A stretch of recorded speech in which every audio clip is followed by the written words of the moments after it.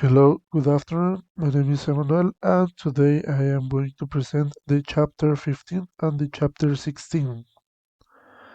Here I have the outline for this presentation, and first I'm going to start with the introduction for chapter 15. Then I will go to the concepts and main characteristics and the advantages and disadvantages. Then I am going to jump to the chapter 16 to introduce it and to see the concepts and main characteristics, also the advantages and disadvantages. And finally, I have my opinion about these two chapters and the conclusions. Okay, first, the chapter 15, which is the topical and situational approaches. And first, here we have the introduction, and it says that the topical and situational approaches are focuses on the practice of teaching grammatical structures and vocabulary as dictated by a specific topic or situations. These approaches are contextualized, so it means that students use the language depending on their needs and their context.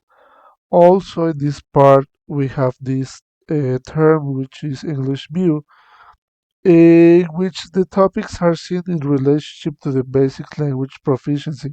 It depends also on the level of each student. Topics are only used for specific situations. For example, situations which require technical language. This example we can take as another example is students who are starting the language, but they are already have a major. For example, in the case of engineers, they need a specific vocabulary to accomplish their job or to develop their job as well as possible. Also here, two purposes are points that represent the other types of relationships between topics and situations. It's important to mention here that the main point for this topical and situational approach is that topics are very important because they depend from the context or the situations in which the language will be carried out. Now, here we have the topical situational approach, which capture a more realistic view of the relationship between topics and situations in the curriculum design processes. This topical situational approach takes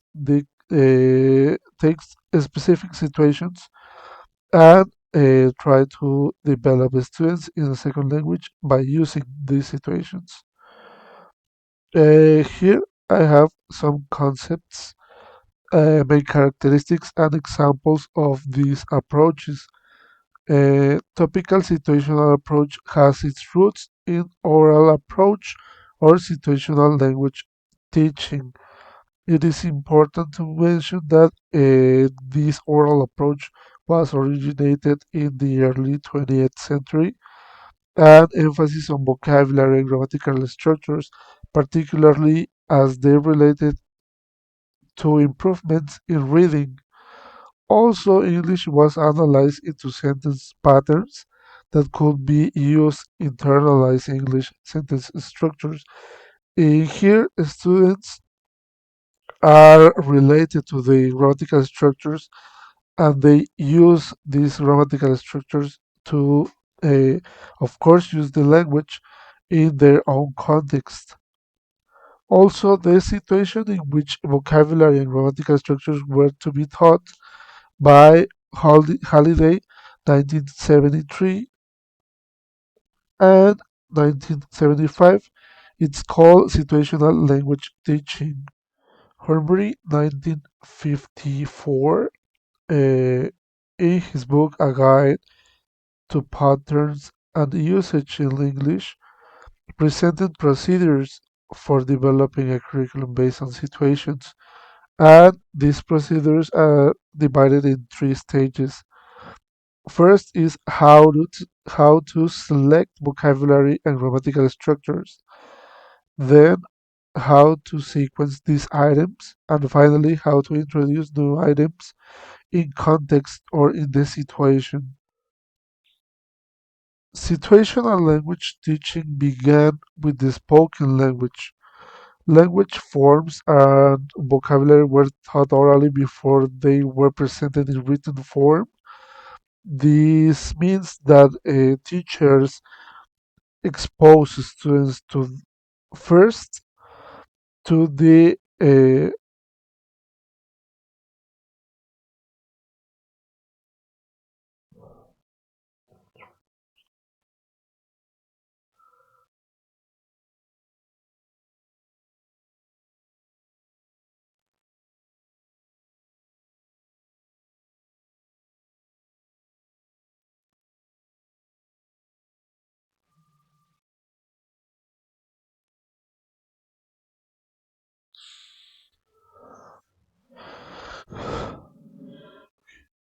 situation, situational language teaching. Well, this situational language teaching began with the spoken language. In this case, teachers expose students first to the spoken language, and then they expose learners to the written language. Also, this language was learned deductively, and it means that learners were expected to deduce the meaning of vocabulary and structures based on the situation. Students w- should uh, infer the meanings of the words by using the language based on the situation, and the teachers didn't give the students the answer, or yes, the answer directly. Is students should know or should obtain the answers by inferring the meanings. Here I have some examples of language practice techniques, which can be choral repetitions, particularly dialogues. For example, in a group, a teacher says, okay, please listen and repeat, or from a text, the teacher got some ideas or some words that students should repeat with the teacher. Then the dictation, it could be with a partner, some drills, including mechanical and communicative drills. It's important to mention that in this case, with mechanical drills, the students uh, couldn't know the or couldn't fully understand the meaning of the words that they were using, or even maybe they didn't understand what they were saying or what they were talking about. But in the other hand, we have the communicative drills, which is the opposite from the mechanical. In the communicative, students have their own ideas, and then they know how to use the language to communicate these ideas. Then the control oral based reading, and finally the guided writing tasks. Also, the topics in language teaching. Here I have another uh, definition, which is from the word topic. The author from this article says that topic is an idea that is hopefully interesting to the learners, but at least necessary. Having a topic for this session or for the lesson is very important to catch the learner's attention. Here are some of the common ideas that are in the textbooks or are in the lessons during a language course. For example, here we have colors, food, clothing, shopping, jobs, animals, and furnitures, among other. Focus of topical approach to language teaching primarily on learning words in the target language that are necessary for talking about known concepts. It is very important to mention here that uh, first it's important to learn the words one by one, then the structures to use that words. Also, the topical approach to curriculum design. Here, topics are not inherently connected through their content as they are in the content and language integrated approach. That's an important difference. Also, one of the main differences between a topical situational approach to curriculum design and the content and language integrated approach is that there are not connection between the topics that they are using. So here I have the procedures for the topical situational approach to curriculum design, and it is divided in 6 stages. The stage number one is the identification of the situations. Okay, basically, it is the uh, identification of the context that we are working with. Then the stage two, the selection of topics, including vocabulary words.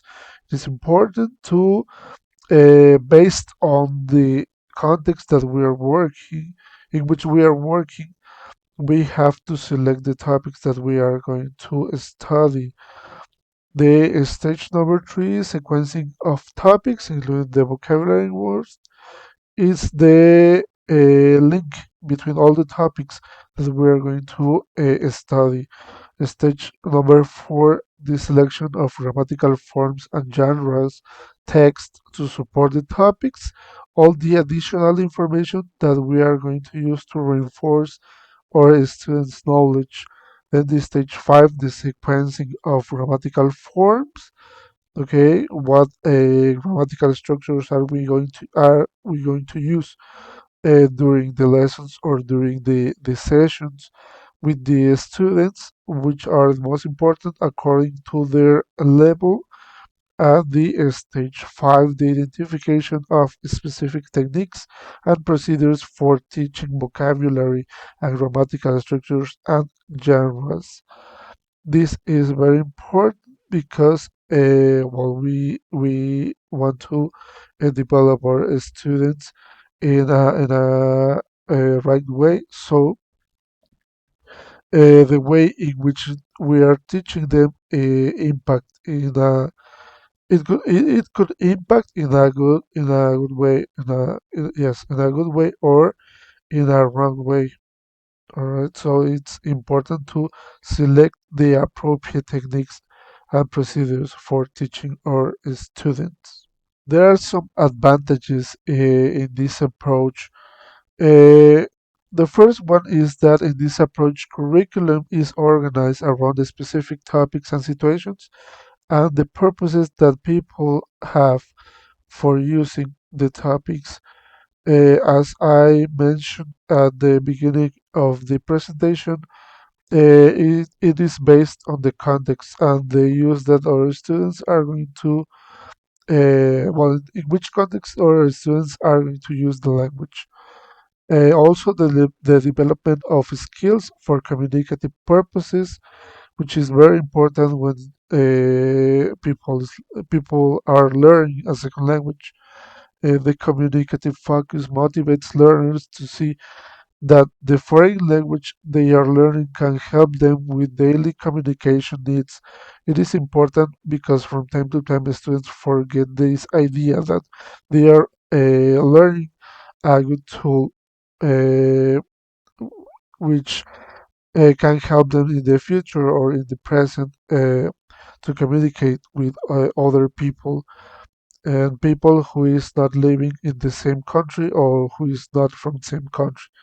So that's why it is important to uh, retake this part. And finally, the grammatical structures are derived from topics. As it was mentioned before, topics are very important. for developing this situational approach. So, grammatical structures derive from these topics, and also the topics derive from the context in which we are working. Then the disadvantages here for this approach or these approaches are that the approach is much more difficult than it will seem at the first glance to predict the vocabulary and structures needed in general situations. This thus the specific context in which we are working. That's why this is difficult to uh, to make it general. This is only for specific situations. Creating specific situations based on experience and knowledge.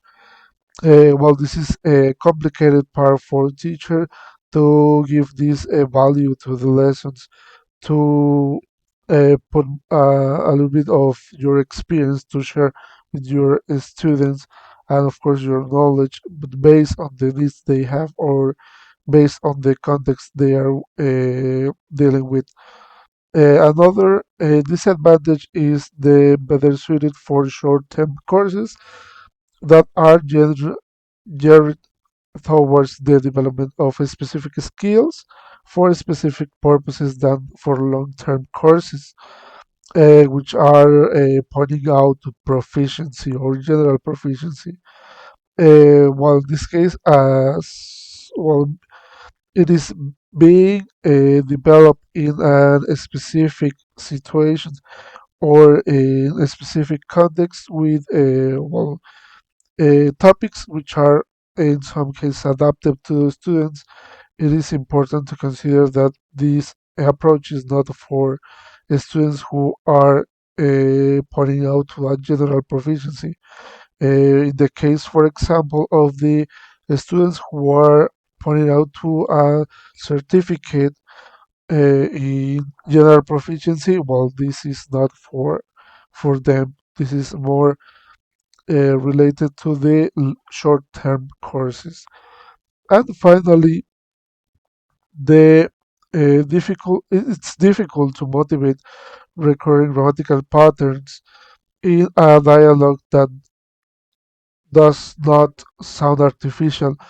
In here, well, it's important to mention that the language that is used in the classroom is not the language used in the real life situations. So that's why it is difficult to uh, take this part into account because we can adapt our language to students or the situations to students, but when they go out to the real world, well, in this case, well, they can struggle a little bit with the language, the use of the language. So let's start with the chapter 16, a negotiated curriculum. And well, here first I started with the phrase "learning how to learn" by Noonan in 1988, and this refers to the power that the students have to decide some things in class with the teacher. Here, the negotiated approach to curriculum design places the learner in the driver's seat by requiring teachers to respond to learners' needs, desires, and reflections on language learning. Here, students reflect about their learning. What what did they learn, and how they want to learn. Here, two approaches are important. The humanistic approach, in which teachers become facilitators in the learning processes, and this humanistic approach was more prevalent in the United States, and the negotiated approaches, in which the teachers design the learning processes based on ongoing learned feedback. This was more focused on the United Kingdom and Australia, initially associated with the Lancaster University. Here I have some concepts, main characteristics, and examples of this type of curriculum. Here, first, was the desire to have learners move away from dependence on the teacher to becoming more autonomous learners.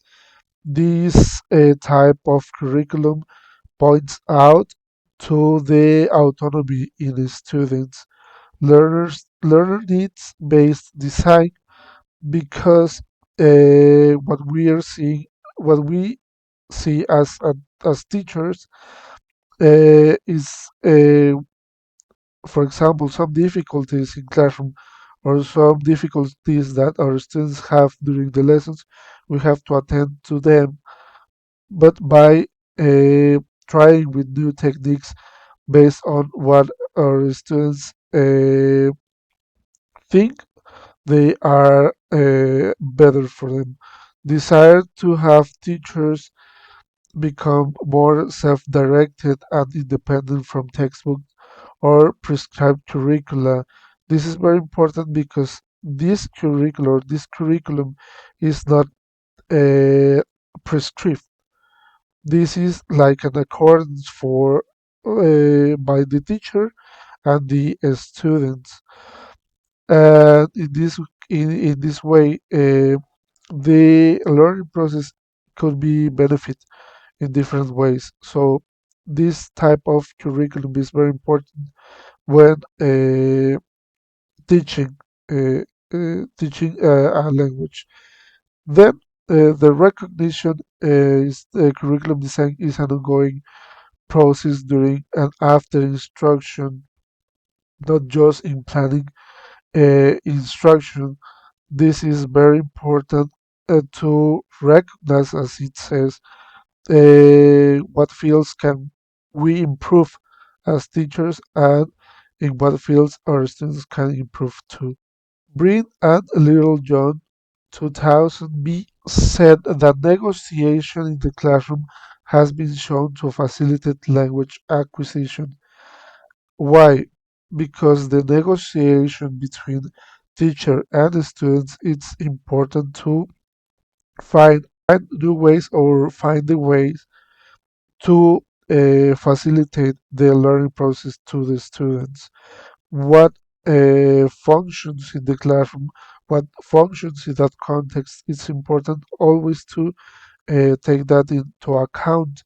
And a good resource which we as teachers can we use basically asking or giving students a survey to answer some questions and get that feedback to make the appropriate changes to develop our classes or classroom. Teacher and learner are the only people involved in this approach. Uh, the learner, considered to be a fully functional language user who has a highly relevant initial competence of communicative knowledge and abilities. And also, learners have their own interest both in terms of content and the learning process. Content in this part is very important because an appropriate content can facilitate the learning process in the students. Content should be related to the students' lives or the students' beliefs.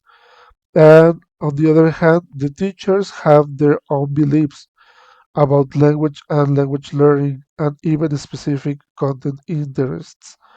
In here, the teachers are more professional, of course, than the students. And this is the second part. As a professional, the teacher can use the learner's expectation, needs, desires, and interests to fashion the learning experiences. Who leads in here is the teacher, but the teacher can modify some things that the students find attractive to improve the classes, to improve the learning process.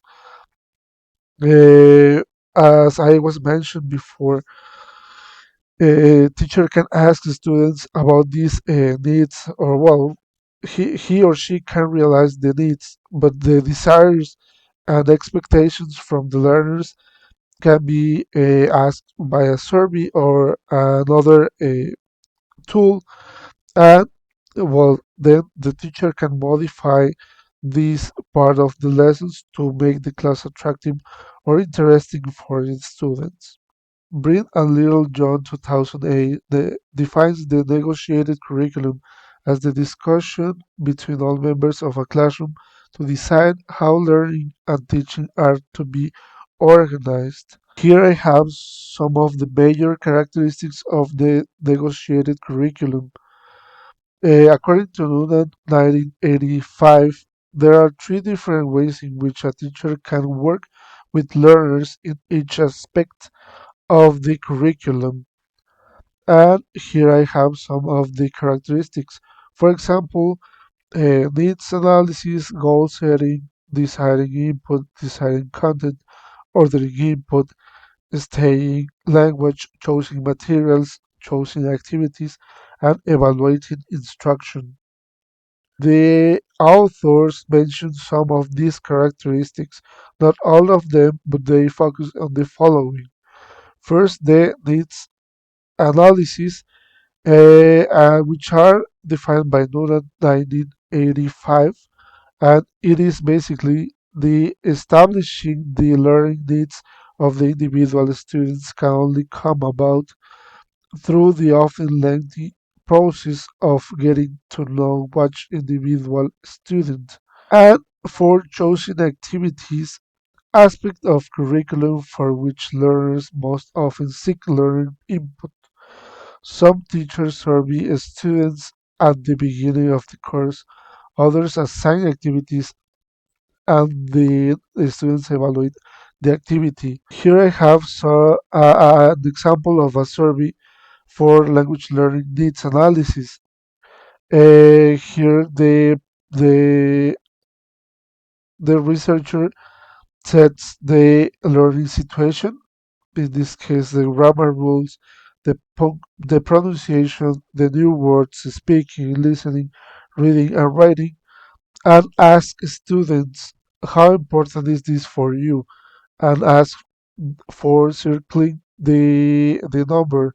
One is not important, two is a little important, three important, and four very important. Also, in this other table, it's another survey for learning activities in which the researcher asked for how much did you like this activity.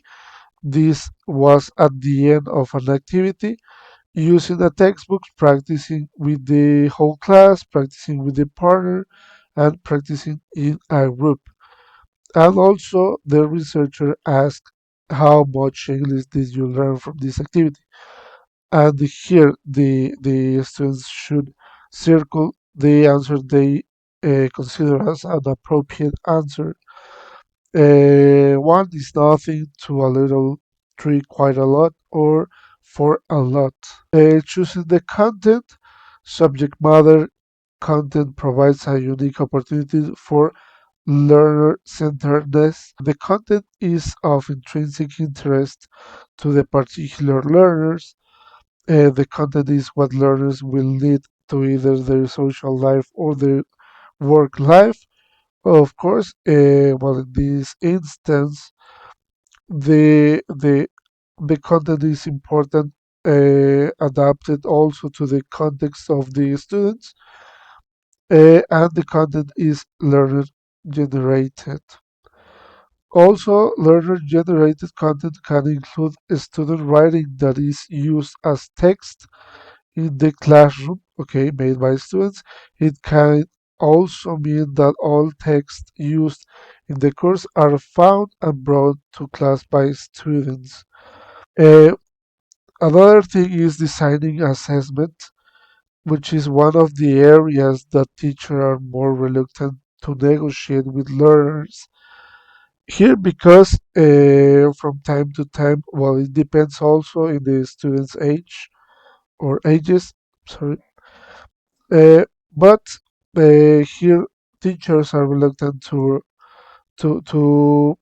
give students the opportunity to self-assess uh, their work. For example, uh, a learner diary can be a good tool and can function as a formative assessment because students can think about the way they have been learning, and also after a session or after a lesson they can write about the improvement of what they did during the lessons, what they learned, or what the strategies can function for further lessons, or what others cannot.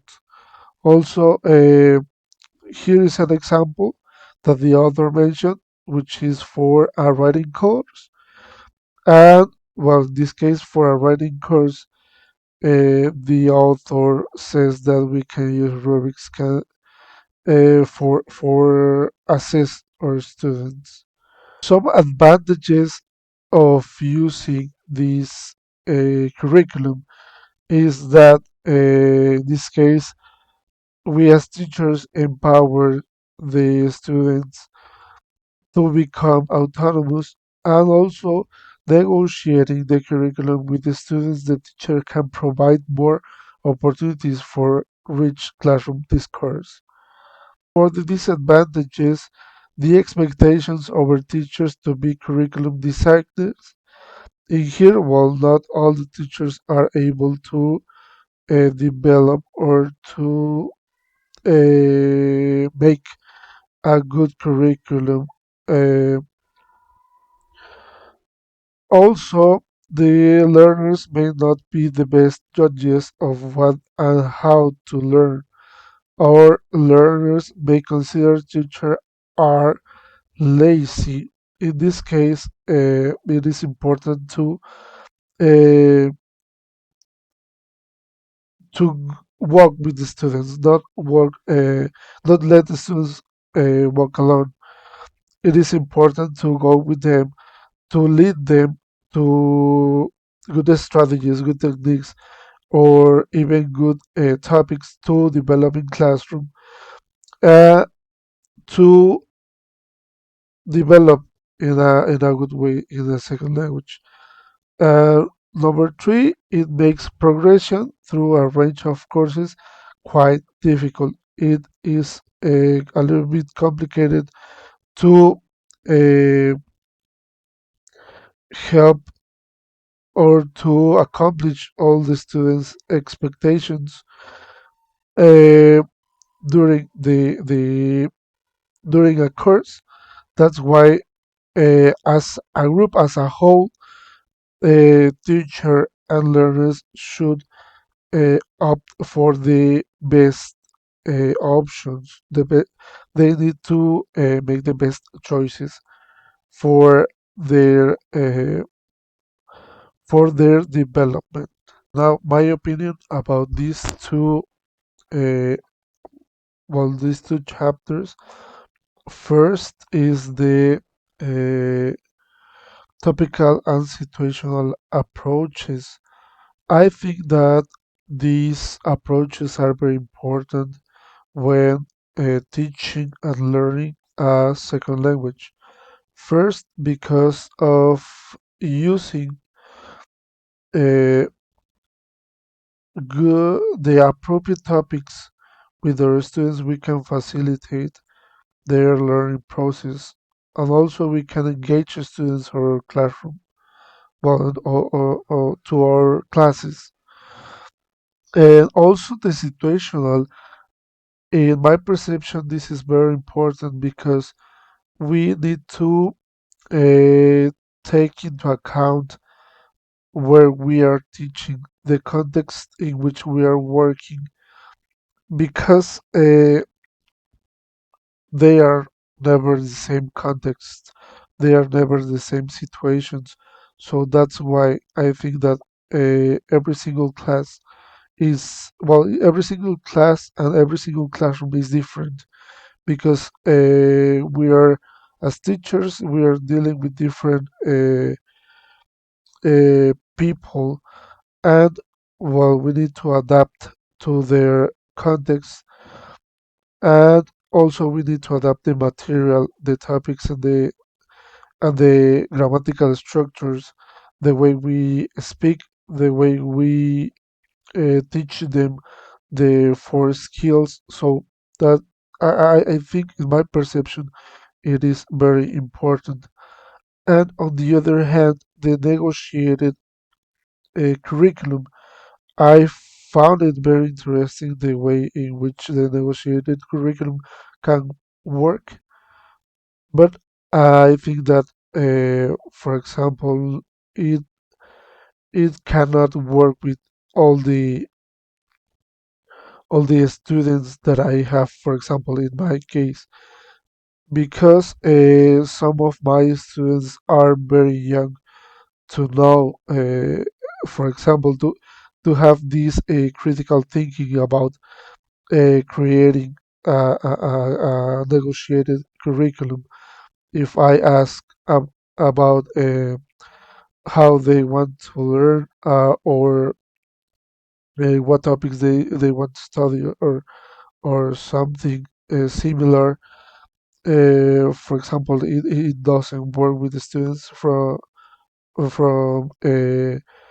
4 to 6 years old. Just an example, because in this case, my students are not worried about developing a second language. But on the other hand, working with grown-ups, for example, with students from 16 to 18 years old, which are the oldest students that I have right now, I think it could work a lot. And also, it could be interesting, the the way I assess them. I have never thought about that, but I think that it could be uh, interesting. And well, I will try to apply this part of the assessment, and involve them into the assessment. Not only the being not only the teacher who assess the students, but the students also participating in the assessment. Finally, the conclusions.